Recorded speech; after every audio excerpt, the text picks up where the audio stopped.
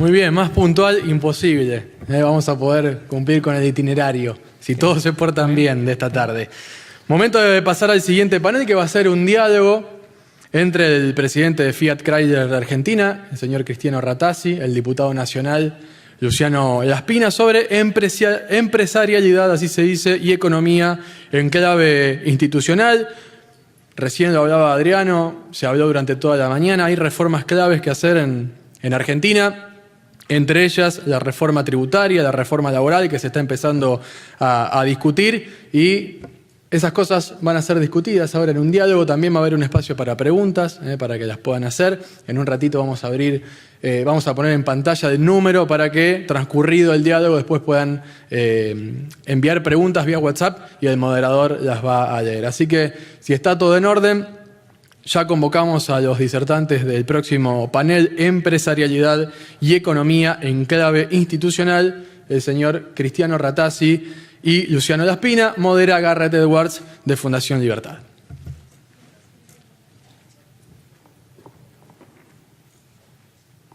Escrito para ver si...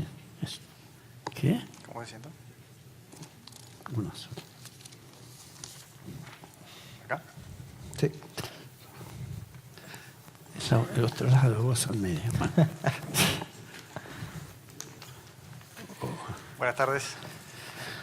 Buenas tardes a todos. Bien, tenemos un panel, como recién mencionaba Mariano, que habla de la empresarialidad y la economía en clave institucional.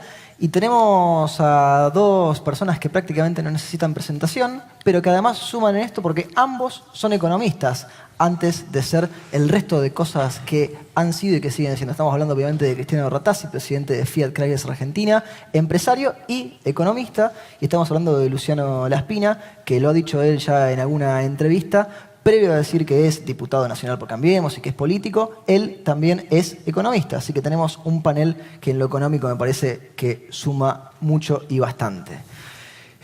Para desmitificar, de paso, podemos contar de Cristiano, lo charlábamos antes, para corregir a un viejo y antiguo ministro de Economía de la Nación. Cristiano es argentino, otro giro más, ahí esto es correcto, Cristiano, ¿verdad? Totalmente. Totalmente. Digan lo que digan algunos ministros. Sí, me fui a Italia a los 7, 8 años, pero había nada. Pero argentino de pura cepa. Pura. Hablábamos de la empresarialidad y decía Mariano, vamos a tener unos 40, 45 minutos de charla, de diálogo, para después dedicarnos unos 10 o 15 minutos para preguntas. Acá yo tengo el celular para que ustedes las vayan mandando y nosotros luego las podamos leer. Les damos al cronómetro para no errarle y cumplir con los horarios. Y arrancamos, si les parece, en esta charla. ¿Cómo no? Cristiano, empezamos por vos. Vos hace muy poquitos días marcabas una comparativa con Chile, ¿sí? Y decías que Argentina necesitaría unos 10 años para llegar a los niveles de prosperidad, a ser un país próspero a la chilena.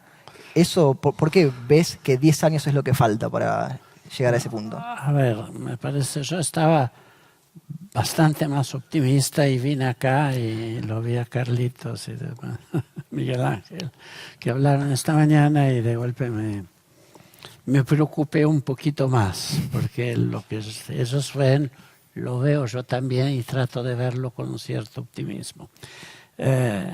Digo Chile porque es un país abierto que ya está en otra generación, se ve todo el sistema político, el sistema económico, es un sistema totalmente competitivo en el mundo, abierto, no tiene problema de inflación, no tiene problema de déficit fiscal, no tiene problema de mayor pobreza. Obviamente viene de mucho más atrás de lo que venía Argentina, pero viene creciendo con una constancia. Entonces, eso es lo que yo estoy buscando y esperando ver en Argentina, que crezca en el tiempo constantemente con reglas de país moderno, abierto e integrado al mundo. Porque el crecimiento endógeno, sin compararse con el resto del mundo, tiene patas cortísimas. Tendrá un año, le va bien, 2, 3, alguna cosa, y después te caes. Porque el país tiene que ser competitivo, tiene que ser eficiente, tiene que tener alta productividad, porque hoy en día uno compite con todo el mundo. Un producto lo ven todos por internet, entonces yo no lo puedo vender gato por liebre, porque miran cosas, digo, pero para, vos en el mundo tenés esto, ¿por qué me estás vendiendo a mí esto? Entonces, el mundo está totalmente integrado y, qué sé yo, si una pasta de tomate es muy rica, la que viene de Italia, no puede inventarle una pasta de tomate que es incomible, intomable. Entonces, es un ejemplo porque me ha pasado últimamente de hablar justamente de esto. Ahora, no hay duda que en el sistema industrial la reforma impositiva, tributaria, como la quieras llamar, es absolutamente necesaria.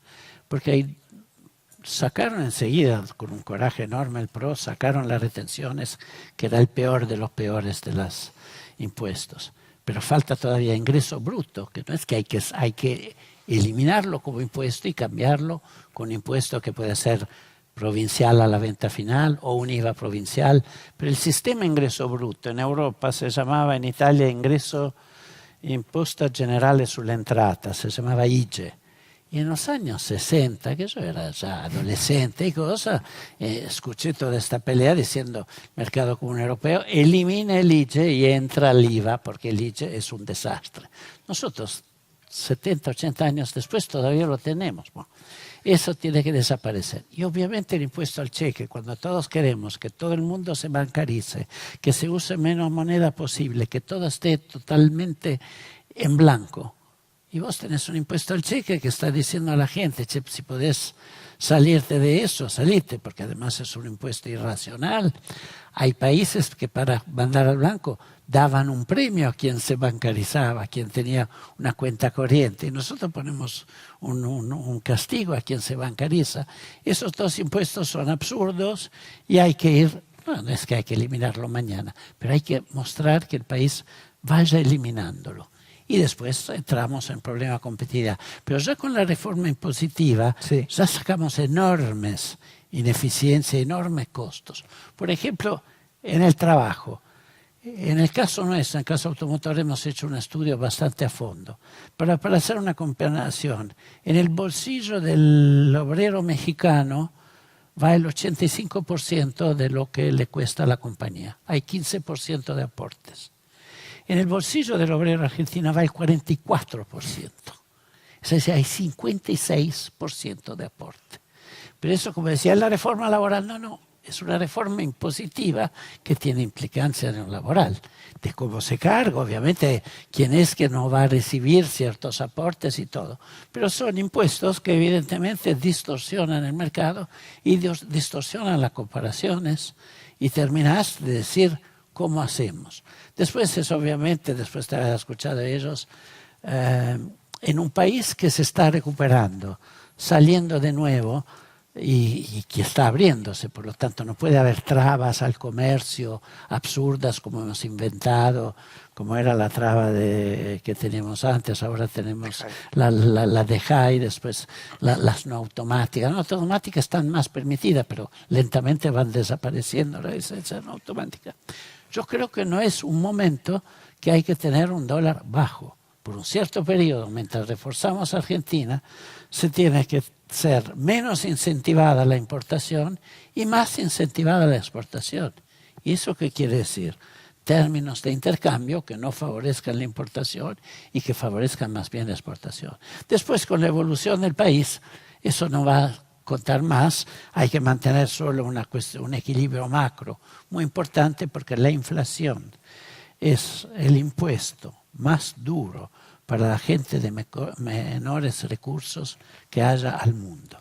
Y es absolutamente injusto y lo paga carísimo la gente de menores recursos. Entonces, la inflación hay que eliminarla. ¿Por qué hay 30% de pobreza? Gran parte por la inflación. Porque la gente de menores recursos no saben pelear contra la inflación, los de mayores recursos saben pelear. Entonces, el impuesto más injusto que hay. Pero, como dijeron bien antes, con un déficit fiscal muy amplio que todavía no se ha ido reduciendo, es la cuadradura del círculo. Y eso es lo que me preocupa, aunque soy tremendamente optimista, porque es la primera vez que ves gente en el gobierno, en el Estado, que trata de hacer las cosas, la hará bien, pero trata de hacer la cosa bien, para mejorar el funcionamiento general del Estado y para mejorar toda la economía también privada. Luciano, recién Cristiano nos planteaba un montón de conceptos importantes y conceptos grandes, ¿no? Arrancaba con el optimismo, después teníamos toda esta idea de la inflación, de la reforma fiscal, del tema de las reglas claras, para volver a otro optimismo. Venimos de una década, más de una década, 12 años en ese periodo, que es una Argentina, como se vienen refiriendo, la Argentina del pasado, ¿sí? Ahora estamos en la Argentina del presente, que es la que está pasando hoy por hoy, que es la que tenemos esta semana y en estos días venideros. En la Argentina del futuro, ¿es la Argentina, y te lo pregunto vos que además presidís la Comisión de Presupuesto y Hacienda en el Congreso, ¿es la Argentina de la reforma fiscal, la Argentina que realmente va a poder planificar y hacerse de su futuro y convertirlo en un presente próspero? Va a haber, por supuesto, una agenda fiscal importante de reformas, pero yo creo que antes de llegar a eso tenemos que entender de dónde venimos y lo que estamos tratando de hacer.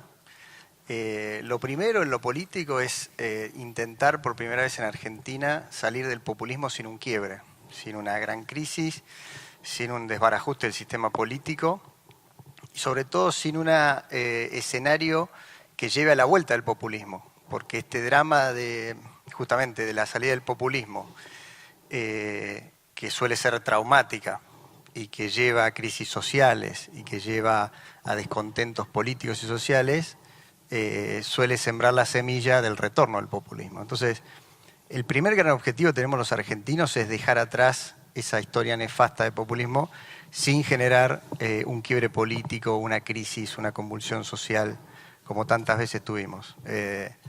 Todos los economistas hemos leído en los 80s y en los 90 el paper de Edwards, La macroeconomía del populismo. Esa macroeconomía del populismo terminaba irremediablemente en una fase cuarta, quinta, Miguel Ángel se va a acordar mejor que yo, con una enorme crisis de balance de pagos, inestabilidad social, a veces fogonazo inflacionario, etc., ¿no? Bueno, eso es lo que se intentó evitar, digamos, ¿no? Evitar de alguna forma para precisamente no caer en este círculo vicioso del populismo que se retroalimenta con cada crisis. Y por supuesto, nuestro objetivo es, y así lo ha planteado el presidente Macri, es reducir la pobreza. Y para reducir la pobreza, todos sabemos, se necesitan no solo políticas de ingreso, que son apagar el incendio en el corto plazo, sino políticas de largo plazo en materia educativa, digamos, ¿no? Que mejoren, que den la oportunidad de tener capital humano para acceder a un trabajo de calidad. Y en el medio está la consolidación macroeconómica, que es que Argentina no crezca 20 meses y se derrumbe, como pasa siempre en las previas electorales, sino que crezca 20 años o más sin ninguna crisis, con las mínimas interrupciones. Y para eso, obviamente, se necesita un programa económico sostenible, sustentable, y yo creo que tenemos un enorme desafío como sistema político de lograr básicamente lo que yo creo que son dos grandes trabajos de Hércules, para ponerlo en términos más dramáticos, o tareas de la sociedad, del sistema político de los argentinos, que uno es la consolidación fiscal de largo plazo y el segundo es una apertura inteligente al mundo. Las dos necesariamente por razones que ya he dicho, sociales, políticas, estratégicas, requieren necesariamente una aproximación gradualista. Y esa aproximación gradualista obviamente genera dudas, genera gente que está más contenta, gente que está menos contenta, pero evidentemente es el único camino posible para poder hacerlo. En materia de consolidación fiscal, lo que nos hemos planteado como gobierno es ir a una reducción gradual del peso del gasto público en términos del producto. Nosotros pensamos que los ajustes fiscales de shock que atacan o cortan programas sociales o que reducen los gastos de manera dramática suelen ser o corren el riesgo de ser el perro que corre su propia cola. La economía cae, los ingresos caen y después se necesita más ajuste fiscal y ahí estamos. Además de que en Argentina tenemos un sistema, tenemos un gasto público que está enormemente indexado, digamos, hoy se dice que más de, digamos, el 55% del gasto aproximadamente es el sistema jubilatorio, que tiene la movilidad jubilatoria. 75% es gasto social, que tiene algún tipo de, obviamente, de ajuste indexatorio, sea por movilidad o por otro motivo, con lo cual es muy difícil trabajar por el numerador. Tenemos que ir por el denominador, que es el crecimiento del gasto, para poder ir bajando el peso del Estado, que es una enorme mochila. Y este es un desafío que tiene, en lo cuantitativo, en lo absoluto, ir a través del crecimiento y el cuidado del gasto, consolidando la reducción de ese ratio de gasto a PBI, por la vía del crecimiento fundamentalmente, y por la vía de cuidar el gasto, por la vía de hacer, digamos, un kilómetro de ruta hoy cuesta $700.000 menos que con el kirchnerismo, es una forma de tener más rutas. ¿Tanto es la diferencia ahora? Sí, sí, lo dijo el presidente Macri el otro día, estaba Cristiano ahí en Mar del Plata. Así que, pero además las licitaciones cuestan 40% en promedio menos que durante el kirchnerismo en general. Esa es una forma, no es la única de cuidar el gasto. Después hay obviamente una serie de iniciativas que están en esa dirección, pero nuestra apuesta naturalmente es en un escenario de gasto público donde hoy, esto seguramente lo habrá dicho Miguel Ángel o Carlitos, hoy el Tesoro tiene superávit. El déficit del sistema jubilatorio, y nadie piensa hoy en recortar jubilaciones como forma de ajustar ese déficit. Entonces tenemos que encarar desafíos que son no menores, pero que, insisto, tienen que ver con reasignación de subsidios a los sectores más vulnerables, cuidar ese gasto, y eso es una parte del trabajo de lo que tenemos que hacer. Pero claro, en el medio, para que la economía crezca, que es el gran desafío, para que la consolidación fiscal no se dé por la vía de un ajuste dramático, sino por el lado del crecimiento, tenemos que mejorar fundamentalmente la forma en la cual financiamos ese gasto público. Hay países que crecen exitosamente durante décadas con niveles de gasto público mucho más altos que Argentina y países que crecen con menos nivel de gasto público y países que decrecen con menos nivel de gasto público. O sea, el nivel de gasto público en sí mismo no es ni bueno ni malo, depende de la calidad de los servicios públicos que se presten, A, y B, de cómo financio ese nivel de gasto público. Y ahí voy al punto de la reforma tributaria, que es la pata tributaria, digamos, de lo fiscal. Cuando uno mira los sistemas tributarios en la América Latina, encuentra tres grandes diferencias que las mencionó Cristiano. Digamos, IVA hay en todos lados, ganancias en todos lados, contribuciones hay en todos lados, pero uno mira tres cosas que no existen en ninguna parte del mundo: el cheque, ingresos brutos, o en la magnitud que tienen acá, y el costo laboral, que es el impuesto al trabajo, son extremadamente, hay que trabajar urgente en esos frentes para justamente consolidar el crecimiento y recuperar la competitividad. No podemos pensar en salir de esta o ir hacia esta consolidación fiscal si la economía no crece, y es urgente encarar una reforma tributaria que ataque estos tres aspectos que golpean la competitividad desde el punto de vista del sistema impositivo. Bueno, esa es una parte, ¿no? Sí. Después tenemos que ir a largo plazo a un sistema, digamos, cuando mira uno más allá, a un sistema mucho más simple, simplificado, progresivo y justo, más eficiente del sistema tributario, que seguramente quedará para una segunda etapa, digamos, ¿no? Donde podamos tener más margen para reducir impuestos, para bajar la presión tributaria, que hoy es, digamos, poco el margen dado el desafío fiscal que tenemos por delante. Y después la segunda gran tarea es la integración inteligente al mundo. La integración inteligente al mundo otra vez requiere cierto gradualismo, y después hay como un vínculo entre lo fiscal y la integración al mundo, que es el tipo de cambio que marcaba también Cristiano. Porque obviamente sin consolidación fiscal uno no va a poder reducir rápidamente la inflación, y además tiene ciertas tendencias a la apreciación del tipo de cambio real, etc. Pero básicamente la integración inteligente al mundo también requiere cierto gradualismo, porque nosotros no le podemos pedir a los empresarios, a los cuales no se le hicieron rutas, no se le hicieron caminos, no se le hicieron puertos, no se les da energía, tienen un sistema impositivo perverso, tienen unos convenios laborales de la década del 60, que salgan a competir y se coman la cancha cuando el Estado no ha hecho su trabajo primero.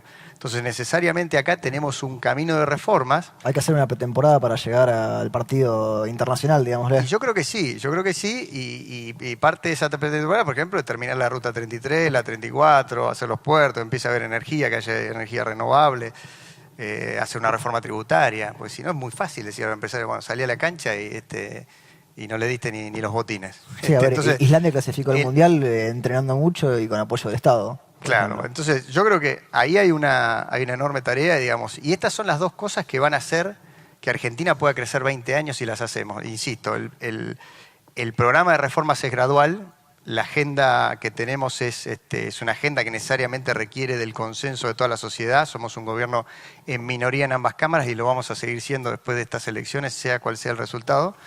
Y tenemos ese enorme desafío de poder ir consolidando esas reformas. Y yo creo que si lo hacemos esta vez en minoría, vamos a tener la primera oportunidad histórica que yo recuerde de que un programa de gobierno, un programa económico no haya sido impuesto por una mayoría circunstancial que varía 2 años después, sino que es fruto de un consenso entre distintos actores políticos y creo que eso es una oportunidad enorme para Argentina. Cristiano, recién Luciano hablaba de 2 palabras que quedaron dando vueltas, me parece, que tienen que ver por un lado con el populismo, ¿sí? Y por otro lado con la integración al mundo. Y vos hace muy poquitos días hablabas de la situación de Estados Unidos, que además lo conoces porque has estudiado allá en su momento, y decías que Estados Unidos con Trump es un país que está involucionando, que está en proceso de involución. ¿Cómo se dan las relaciones de Argentina con el resto del mundo en una situación en la que parece ser están empezando a haber populismos incluso en países que no estaban acostumbrados a eso? Bueno, el mundo se ha vuelto una aldea complicada, no hay ninguna duda. Primero con el Brexit, que es la peor cosa que le podía pasar a los jóvenes ingleses, pero que lentamente va adelante y compañía. Yo no quiero entrar en política interna de Estados Unidos, pero Estados Unidos siempre fue un poco el faro al cual todos miraban como desarrollo intelectual, económico, novedad, siempre fue eso. Y no me parece pensar de volver a una vieja economía y pensar que en Michigan, en Minnesota, se le pone en marcha una fábrica que cerró hace 20 años, sea la solución. Entonces me preocupa un poco que el país más avanzado, con más innovación del mundo, pueda volver por atrás con tratados de alerta, de intercambio que han creado riqueza, no solo en los países que lo hicieron con Estados Unidos, ha creado riqueza en Estados Unidos. De hecho, sigue siendo el país más rico, más avanzado, no tiene desempleo. La verdad que toda la gente que va, trabaja, es todo serio. Entonces, volver atrás en eso me preocupa muchísimo. Eso nos saca que estamos tan atrasados en Argentina en esto, estamos tan afuera del mundo, que tenemos tiempo y tiempo antes de llegar ya a la cuestión fina de ver cómo se está moviendo la evolución. Nosotros tenemos absolutamente que entrar, que importar y exportar sea normal. Yo he hecho pruebas con el door to door, no son muy exitosas porque es lentísimo. ¿Puede ser que vos pediste algo de Italia? ¿Cuántos días tardó? 42 años, 42 años ya estábamos preocupados. 42 días a traer un pequeño filtro de un cigarrillo electrónico, ahí sí de grande, en un sobre. ¿Llegó por lo menos? Llegó a casa, pagué 500 pesos al correo y llegó. Por lo tanto, quiero decir, pero yo siento la guerra que hay entre industriales y te das cuenta que está el door to door. Digo, mira, con Amazon y Mercado Libre, en todo el mundo hay door to door y todo se mueve con una velocidad enorme. Entonces lo atrasaremos 1 año más, 3 años más. Pero el mundo va hacia eso. Producto que quieres, lo ves en un catálogo, lo ves por internet, lo ves en 3D, digo, ok, ¿dónde lo compro? ¿Cuánto vale?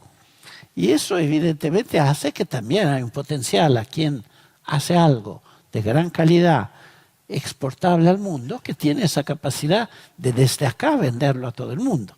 Porque entras en una cadena de ventas, de distribución. Ayer me decía el embajador de Brasil, mire que está mirando, especialmente el embajador de Argentina en Brasil, que es una gran persona, dice, está mirando el descentramiento que hay en Brasil, que no hay que mirar solo San Paulo, hay que ver que hay muchos lugares al interior donde hay potencial de vender productos argentinos que no están explorados, porque Brasil es bastante descentrado y hay enormes ciudades en el centro, adentro, en el norte, que hay que ir a ver. Sí, yo creo que hay que transformarnos en un país que le gusta la exportación, que te dé satisfacción la exportación, pero como decía antes, al principio es un poco duro y al principio no viene bien que debido a los otros problemas de cuentas públicas se atrasa el cambio. La verdad que no conviene, no le conviene a Argentina de hoy. Dentro de 10 años, Alemania tiene una moneda más fuerte del mundo, tiene uno de los salarios más altos del mundo y mirarlo donde quiera, lo que produce Alemania es de una competitividad, de una eficiencia que compite en todo el mundo ganando. Entonces, eso es el futuro, pero hoy tenemos que salir de más atrás y crecer. Y eso es lo que yo quiero para mis hijos y mis nietos. Luciano, escuchábamos esta mañana en la jornada a varios economistas. Uno de ellos, Walter Castro, decía que uno de los méritos de Cambiemos había sido lograr que la economía creciera sin que hubiese habido un ajuste, que era lo que todo el mundo temía al comienzo del mandato de Mauricio Macri. En esta reforma impositiva ideal, en esta reforma, no quizá la real, la que termine sucediendo, pero sino en la ideal, en la imaginada, en la proyectada, en la que uno puede soñar. ¿Cómo la ves con las tres patas o los tres problemas que mencionábamos antes acá en esta charla, que son hoy por hoy, me parece, la inflación, la pobreza y el déficit fiscal o el gasto público? ¿Cómo se conjugan esas partes? Bueno, yo lo decía antes, creo que la reforma tributaria ideal sería una en la cual podemos bajar sustancialmente la carga de impuestos para la clase media, para los empresarios. La verdad es que en esta transición es probable que vayamos a una reforma posible, no necesariamente la ideal, y nos planteemos la reforma ideal para también hacerlo más adelante. Y dentro de esa reforma posible, como yo decía antes, hay algunas cuestiones que son urgentes para que Argentina pueda crecer, y yo mencionaba cheque, costo laboral, ingresos brutos, y ahí ingresos brutos es una tarea que nos excede a los legisladores nacionales, digamos, ¿no? Es un trabajo que hay que hacer con las provincias. Hay una enorme oportunidad histórica, acá hay muchos empresarios, yo cada vez que hablo con ellos les digo que por favor le pidan al gobierno que les baje los impuestos, digamos, al gobierno provincial, porque hay una enorme oportunidad histórica, porque se está cumpliendo el fallo del 15% de devolución, el fallo de la Corte que devuelve el 15% a las provincias, y está pasando algo que era impensado hace algunos años, que el poder fiscal vuelve a pasar de la nación a las provincias, digamos, ¿no? La nación se quedó con todas las cajas jubilatorias provinciales deficitarias, no la de Santa Fe, que estamos financiando ahora por primera vez en años una parte del déficit de la caja jubilatoria de Santa Fe, se ha quedado con las cajas jubilatorias provinciales y le ha devuelto el 15% de coparticipación a las provincias, con lo cual la nación termina, después de todo el ciclo de privatización del sistema previsional, estatización y todo, en el peor de los mundos. Porque cuando arrancó la CFJP, las cajas jubilatorias eran en las provincias, después pasaron a la nación, y la nación, a cambio de eso, entre otras cosas, de que hacerse cargo de las jubilaciones en general, se quedaba con el 15%. Ahora nos quedamos con las cajas jubilatorias, salvo 6, o creo que son 8 provincias, y el resto le transferimos el 15%. ¿Con esto qué quiero decir? Las provincias están muy sólidas fiscalmente. Más allá de algunos números, la provincia de Buenos Aires sigue siendo un tema.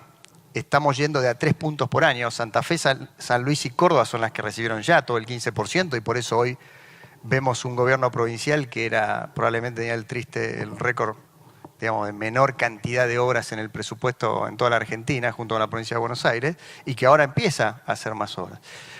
Pero creo que hay una enorme oportunidad para hacer una reforma tributaria provincial, aprovechando precisamente este fortalecimiento de las transferencias de la nación a las provincias, que va más allá de que habrá más obras que las que no se hicieron y que deben hacerse, sino que dé marcha atrás con las sucesivas reformas tributarias e impuestazos que hubo en los últimos años. La última de Santa Fe fue en el 2012, después la campaña del 2011 que llevó a la necesidad de una reforma tributaria. Y bueno, me parece que es una oportunidad para empezar a desandar ese camino. Y hay que recordarle a la gente que ese impuesto invisible, que es ingresos brutos, que además de distorsivo, de generar todo tipo de problemas en la economía, implica más o menos, para que tengan una idea, una sobrealícuota de IVA de 17 puntos.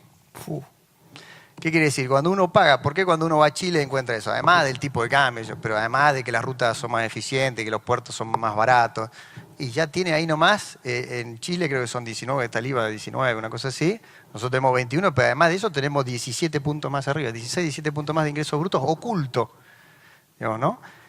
Y claro, obviamente, ya ahí de pique tenés 20% menos de costo cruzando la frontera, por no hablar del cheque, por no hablar de los costos laborales y varias cosas más. Entonces yo creo que ha llegado la hora, por supuesto eso lo pagan el consumo masivo, digamos, ¿no? O sea, no estamos hablando que ingreso bruto es un problema para no sé, los televisores de 70 pulgadas. Estamos hablando de la leche, de cualquier producto, de una lata de tomates, que tiene 17 más o menos, entre 15 y 17 puntos más de carga impositiva por ingresos brutos, que además le resta competitividad a todas nuestras empresas, a las pymes, a las grandes y a todas, ¿no? Entonces es una enorme oportunidad para que empecemos a recorrer ese camino de reducción impositiva en las provincias. Yo creo que es fundamental que haya una toma de conciencia. Lo primero que tienen que tomar conciencia, más que los políticos, los gobiernos, son los empresarios, los ciudadanos, los medios, que hablen de este tema, digamos, ¿no? Que hablen de un tema que está oculto, que no se ve, pero que está ahí y que es parte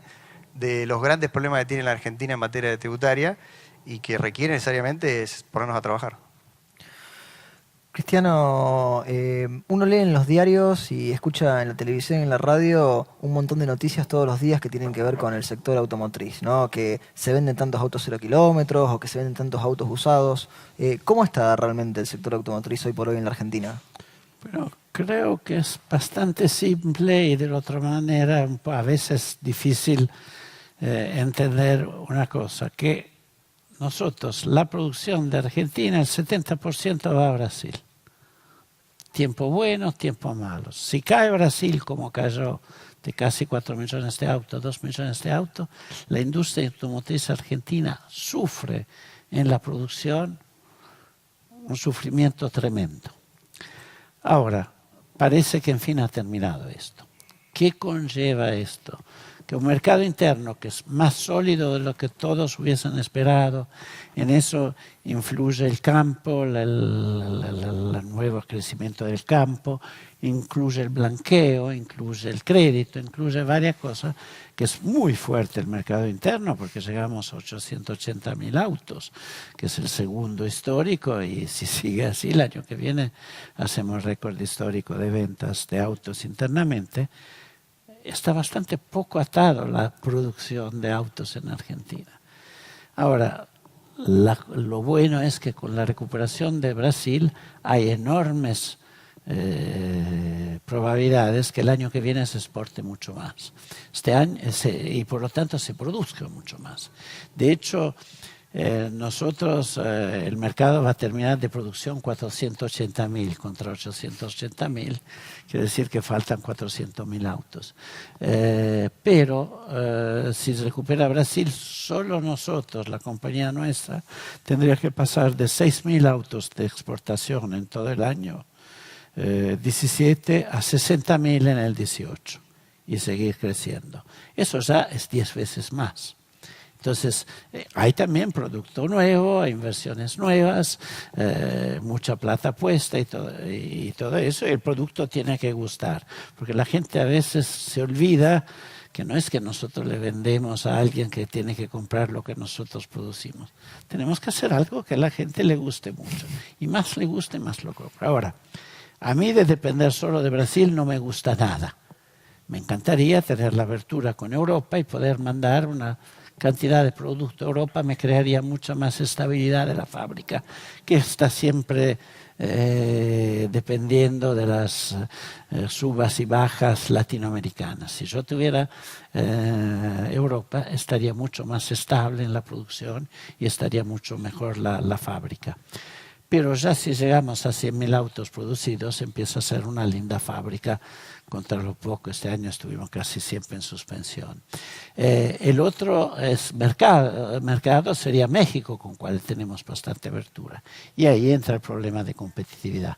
Anda ahora a competir con México, que tiene un mercado interno de 1 millón y algo de autos y produce 4 millones de autos y tiene libre comercio con el mundo entero, con Japón, Corea, Europa. Nosotros, en teoría, porque apenas no nos convino, lo cerramos. Estados Unidos, Canadá, Latam fuera de nosotros. La verdad, es hoy un poderoso constructor de autos a nivel mundial a comparar con Corea. Y si uno piensa que 15 años atrás México era así, en autos no existía, ojalá mañana, no tenemos la misma vocación de México, pero de hacer unas buenas unidades de producción en Argentina, cada uno una fábrica, que produzca para todo el mundo, como tenemos en Serbia, en Turquía, en el sur de Italia, en Melfi, en México, en Brasil, en todo el mundo. Hay unidades que tienen que trabajar cerca de capacidad full, eficientes, competitivas, obviamente intercambiando piezas y partes, y Argentina sea parte del mundo. Si nosotros vamos a estar encerrados en lo nuestro, estamos siempre condicionados por la idea y bienes de Brasil, de nosotros, que todavía no somos totalmente estables. Y eso es lo que nos conviene a la industria. Hay otras industrias que tienen otra cosa. Lo que seguro es que no hay ninguna razón de decir no hagamos autos. Lo podemos hacer si lo hacemos bien, con unidad de economía de escala, con buenas unidades, hecha bien, abierta, competitiva y se abre al mundo. Si lo hacemos en una especie de mezcla de récord de no eficiencia entre Brasil y Argentina, como fue el Mercosur de los últimos 10 años, la verdad, a veces estoy con los economistas más altos, más abiertos aún. Aunque el otro día escuché a un economista decir, no, porque no habría que hacer autos en Argentina, habría que hacer cosechadoras. Estaba en la televisión y digo, nosotros tenemos una lindísima fábrica de cosechadoras, pero ¿cómo en Brasil no nos abren el FINAME, que es la financiación de productos de bienes de capital? Sin FINAME en Brasil no vendes una cosechadora o un camión de otro país, porque se vende todo lo local. Entonces la fábrica es lindísima y funciona al 15%. Por lo menos nosotros, con la fábrica que tenemos de autos, ahora que recupera Brasil, funcionamos al 60-70%. Entonces, si me decís cuál cerrar, espero que no cierre ninguna de las dos, pero te cierro la de cosechadoras, porque en esta condición de intercambio con Brasil no sirve. Pero es una fábrica de primera. Obviamente habría que llegar a un Mercosur como es en Europa. No podés hacer una financiación especial para lo que vos producís en Francia o en Italia o en Alemania. Las reglas son iguales para todas y los productos circulan, van y vienen. Bueno, eso es lo que tenemos que llegar. Va a llevar tiempo, pero por lo menos va a haber una Argentina que quiere ir hacia ese camino y no seguir con las pavadas que ha hecho hasta ahora. Luciano, hoy lo escuchábamos a Melconian, que hablaba de que shock versus gradualismo en realidad no había sido tal la discusión y que había sido más de los medios levantándolo, y que para él siempre había sido gradualismo la opción para encaminar la economía argentina. Tuvimos, me parece, en este año y medio, casi 2 años, un montón de frases que se fueron acuñando y que la gente fue adoptando. En su momento el segundo semestre, este año los brotes verdes. ¿Cuál pensás que es el camino de la economía 2018-2019 de la Argentina? No, primero decir que los brotes verdes ya se han generalizado y que está bastante regado el campo como para tener una recuperación sostenida. Después, en términos de lo fiscal, lo que podemos mostrar es la reducción del gasto público en términos del producto, que acumula algo así como 2 puntos, casi 2 puntos, y el año que viene creo que van a ser 2,5 puntos en términos del producto, y lo que intentamos es que ese camino siga adelante. Sí, yo coincido con Carlos, siempre la opción de nuestro gobierno fue ir por ese camino gradual, y la economía me parece que está respondiendo bien. Yo siempre digo, hemos hecho las cosas tan mal en Argentina en todos los frentes, en lo micro, en lo macro, en lo micro, que yo lo veo al revés. Yo no veo razones para el pesimismo y veo un optimismo. Yo por lo menos siento un optimismo gigante por todo lo que podemos hacer para que esta Argentina, que se viene arrastrando a pesar de los desastres de administración, de crisis política, los personajes que hemos tenido, perdón que sea un poco duro, Cristiano, pero los personajes que hemos tenido tomando decisiones en la Argentina, algunos de los cuales ahora están... Yo no soy político. No, pero no te quiero poner en una situación violenta por una palabra que digo yo. Pero hemos tenido realmente...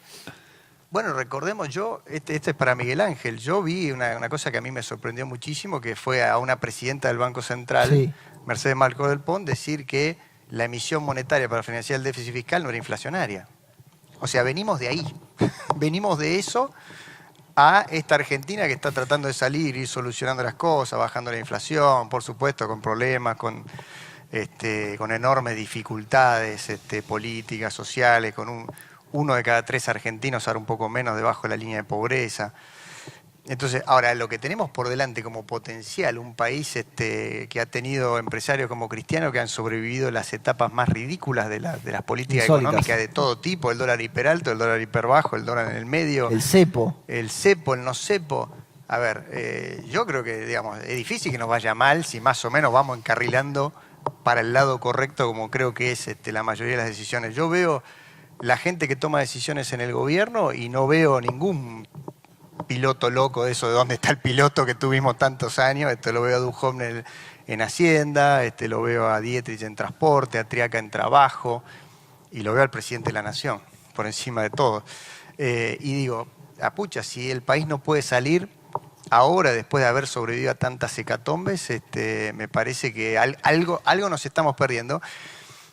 Y a veces lo que nos perdemos, y yo soy economista, como dije en esa nota que vos citabas, me siento más economista que político todavía, y los economistas a veces vemos mucho la estática comparativa, vemos mucho los números finitos, y bueno, a veces hay otras cuestiones, otros shocks de oferta y otras cosas que empiezan a hacer que la cosa funcione. Y para mí eso que va a funcionar en Argentina es una reforma microeconómica invisible que se va a dar en todos los frentes. O sea, cuando digo en todos los frentes es desde que sacamos el formulario de la fiebre amarilla que estaba en los puertos, que costaba, no sé, creo que $60.000 por cada barco que llegaba, le cobraban $60.000 para hacer una revisación de la fiebre amarilla, de la época, qué sé yo, la fiebre amarilla, no sé ni qué es eso. Que eso lo ordenó el presidente, hasta las aduanas internas que tenemos para cruzar a Misiones, que te paran un camión y te cobran un peaje como si fuera que pasás a Brasil. No, Brasil no, porque tenemos mercado libre, no sé. Peor que Brasil. Peor que Brasil. Digamos, a medida que vayamos sacando todas esas trabas, que podamos hacer estas reformas impositivas que están por delante. Ya anunció la provincia de Buenos Aires la reducción gradual de ingresos brutos. Yo lo dije la otra vez, eso es un concepto muy importante para los empresarios, para los políticos, para todos. Cuando vos tenés una economía estancada, en una economía de rent seeking, vos básicamente vivís de ver cómo le sacás renta al otro. Entonces ahí vos subís ingresos brutos, porque es la única forma que yo, a Cristiano, que produce 6.000, 60.000 por autos por año, la única forma es que no le puedo sacar del crecimiento, tengo que sacar subiéndole la alícuota a él. Cuando vos pasás a una lógica de crecimiento, subir impuestos puedes atentar contra tu propia viabilidad. Y yo dije, vamos a volver a una lógica de atracción de inversiones, de competencia entre las provincias, como fue en su momento de la Sota en Córdoba bajando ingresos brutos, y creo que ahora María Eugenia lo empieza a deslizar, en la cual vamos a empezar a competir por el crecimiento, no por repartir la misma torta. Cambiar la lógica, cambiar el chip. Eso tiene que hacer los gobernadores, los intendentes que cobran tasas por cualquier cosa. Empezar a pensar que lo que tenemos que hacer para nuestros ciudadanos es ver cómo hacemos para atraer inversiones, cómo le damos mejores condiciones. Hace poco, Lear puso una fábrica al lado de Frontera. San Francisco. San Francisco. Yo conozco Frontera. Frontera, que está pegado. No lo puso en Frontera, lo puso en San Francisco. Porque tiene por ahí un gobierno que mira un poquito más inteligentemente la cuestión de atracción de inversiones. Esa lógica va a volver en la Argentina. Y esa lógica de empezar a sacar esos problemas, eso es lo que va a hacer crecer a la Argentina. Mucho más que la tasa de interés de corto, de si nos peleamos, por el fine tuning de la economía. Yo creo que ahí es donde va a estar la revolución silenciosa del crecimiento.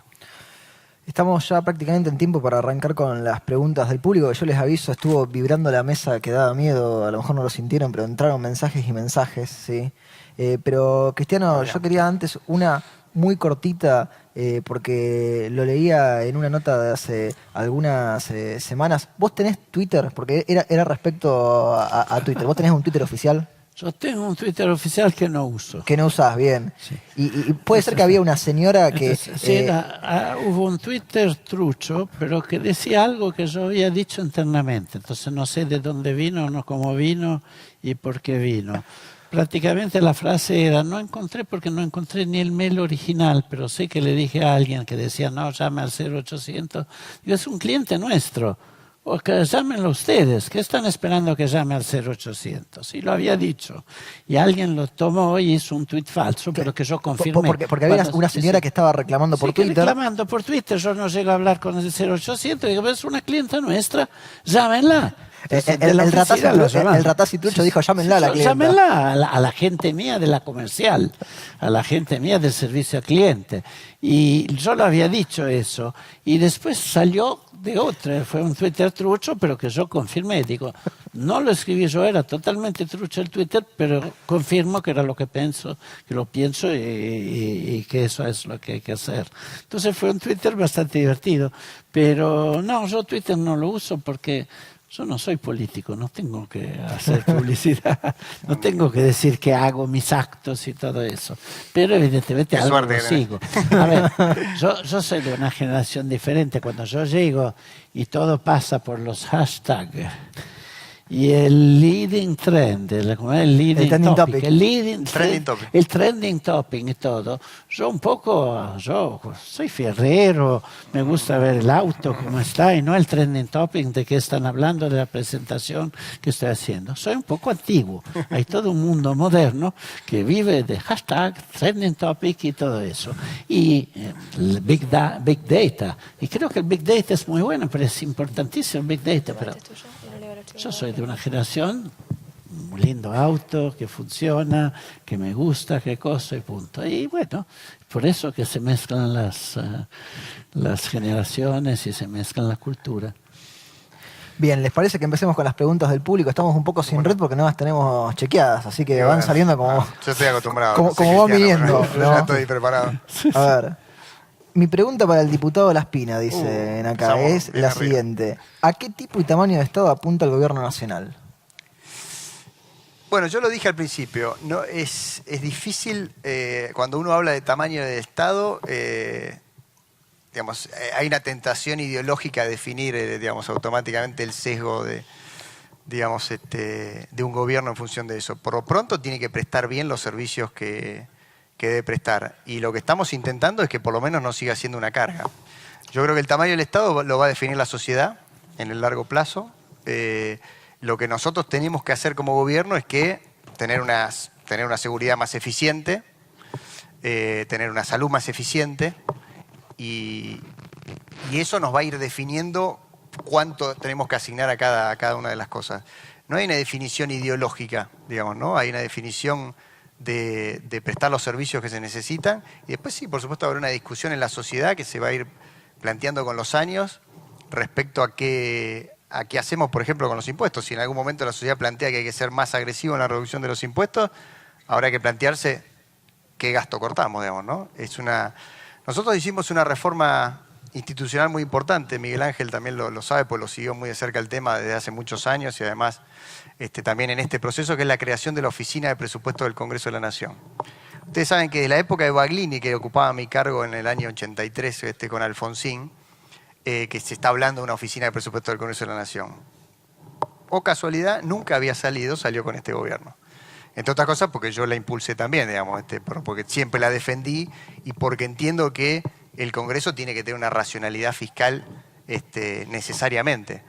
Pero la verdad que la hicimos nosotros la reforma. Después de décadas de democracia, recién ahora se pudo hacer, porque no hubo un gobierno, un ejecutivo que me llamara y me dijera, no, mirá, nos va a complicar la vida, como seguramente nos va a complicar, porque los congresistas van a tener más información, van a tener más detalles, porque nadie, si bien no lo hacemos ahora, nadie en el futuro va a poder dibujar un presupuesto, porque va a haber una oficina de presupuesto trabajando.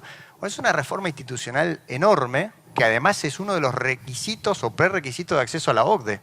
Está uno o dos de los requisitos de gobernanza institucional, está tener lo que ellos llaman IFIS, que es Oficinas Fiscales Independientes, Independent Fiscal Institutions, para el acceso a la OCDE. Bueno, Argentina lo hizo antes de digamos, que se lo pidiera la OCDE.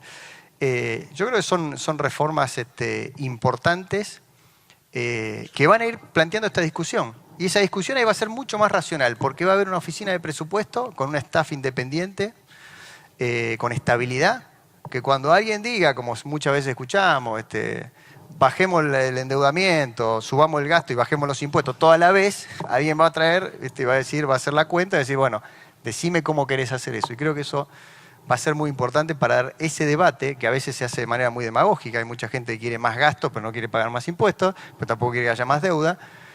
Se dé en un marco mucho más racional dentro del sistema político institucional. Llega una que dice, buenas tardes, pero manda una consulta para el señor Truco que fue a la mañana. Así que ese me parece que llegó con delay el mensaje. Así que ese no lo vamos a hacer. Bien, aguanten que siguen llegando y no me dejan mover con el movimiento que tiene todo esto. No, Para Cristiano. solo agregar una cosa. Sí. Para sacar el 30% de pobreza se necesita crear trabajo de calidad. Y el 90% del trabajo de calidad lo puede dar solo el sector privado. El sector público tiene 10% de profesionales que tienen un trabajo de calidad. Entonces, ese miedo que hay todavía en la población, porque se ha creado esta demagogia, el populismo y cosas, que están en el sector privado, también por el trabajador, la persona, tiene que ser un placer saber que gana más, que le va a ir mejor en la vida y que le está creando educación y un trabajo en serio.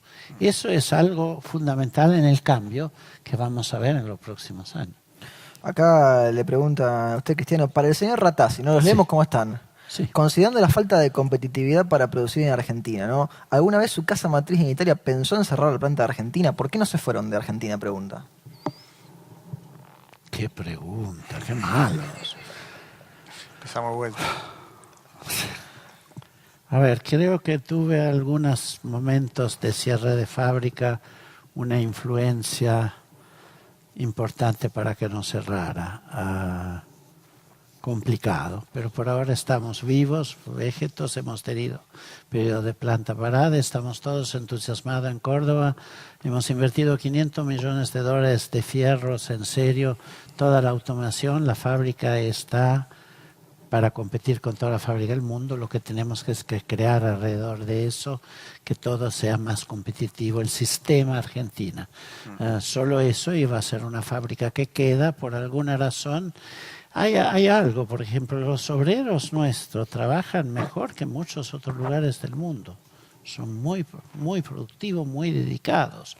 En la industria mecánica, Córdoba es un centro muy importante y muy interesante. Hay un potencial de industria mecánica muy grande.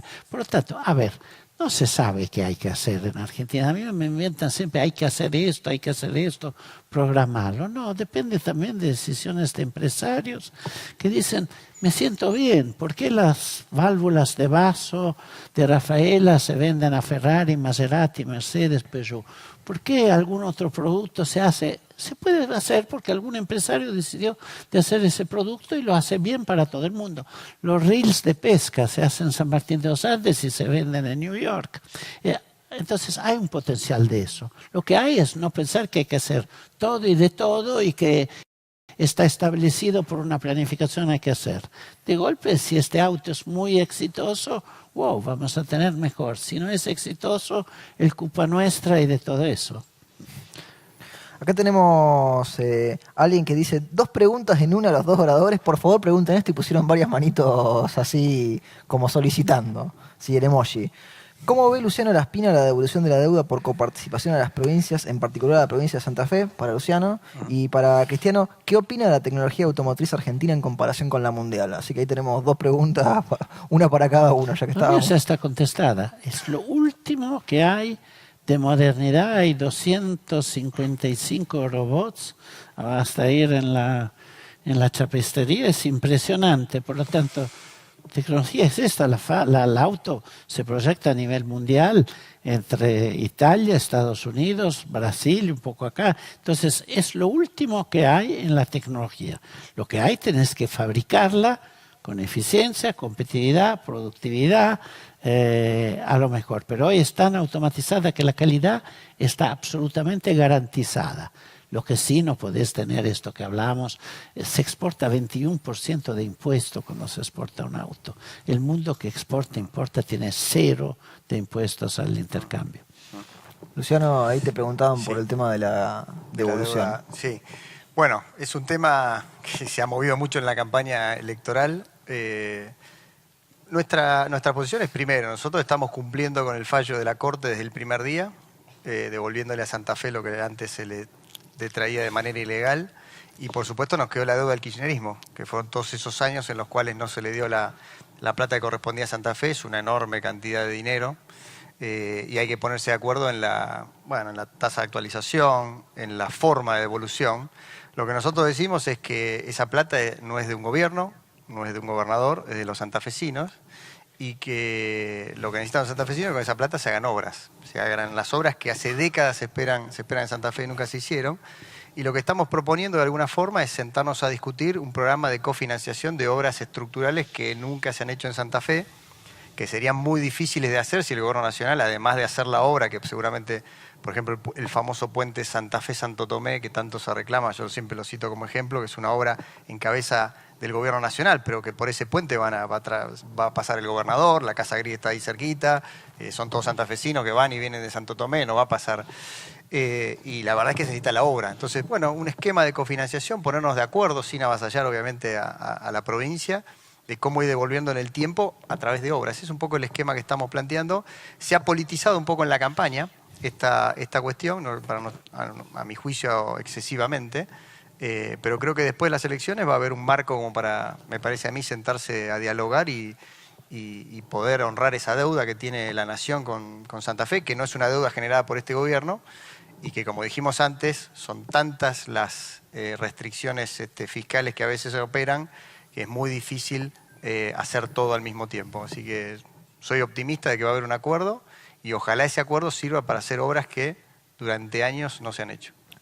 Cerramos con esa nota de optimismo, nos avisan que estamos en tiempo cumplido, me parece que hemos tenido una hora muy amena en la que nos llevamos varios conceptos. Les agradecemos mucho a Cristiano Ratazzi y a Luciano Laspina por este tiempo. Gracias. Muchas gracias a ustedes. Gracias.